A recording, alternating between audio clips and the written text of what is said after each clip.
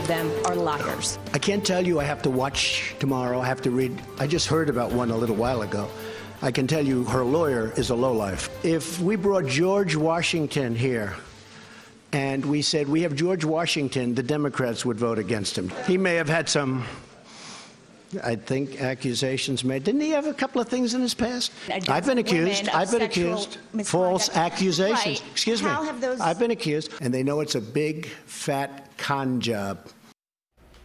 Tonight at 7, President Trump standing by his nominee, calling new allegations against Brett Kavanaugh part of a, quote, con job. Meanwhile, the Supreme Court nominee says he doesn't know the third woman who's come forward with allegations. He called it, quote, ridiculous and from the Twilight Zone. It also comes as Judge Kavanaugh's first accuser prepares to testify before the Senate Judiciary Committee. 1,600 men took out a full-page ad in the New York Times to voice their support for Christine Blasey Ford. It's a powerful show of support that mirrors a 1991 ad supporting Anita Hill.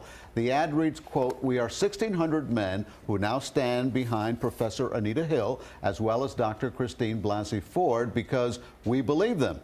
CBS 4's Nicole Killian has been following today's developments from Capitol Hill. Nicole?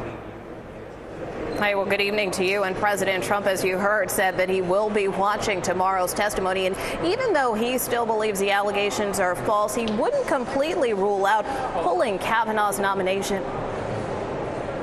In a late afternoon press conference in New York, the president lashed out at Senate Democrats over sexual misconduct allegations against his Supreme Court nominee, Brett Kavanaugh. His words came hours before Christine Blasey Ford, the first woman to come out against Kavanaugh, faces a Senate panel. They're obstructionists, and they know it's a big, fat con job.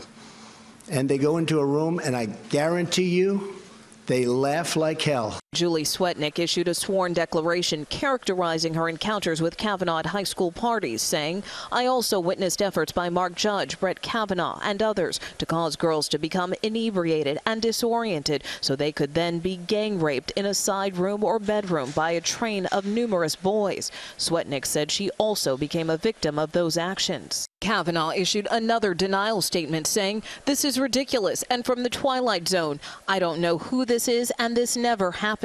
I'm very suspicious of this. He says he doesn't know the lady. And the more we know about the difference in age and time, it smells bad to me. Kavanaugh also denies claims of sexual misconduct from Dr. Christine Blasey Ford and Deborah Ramirez. Senate Democrats are calling on President Trump to withdraw Judge Kavanaugh's nomination. The president should withdraw this nomination if Kavanaugh won't do it voluntarily.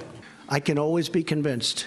I have to hear it. There is a situation, there is a scenario under which you would withdraw Brett Kavanaugh's nomination. If I thought he was guilty of something like this, yeah, sure. For now, the Senate Judiciary Republicans intend to go forward with Thursday's hearing with Kavanaugh and Blasey.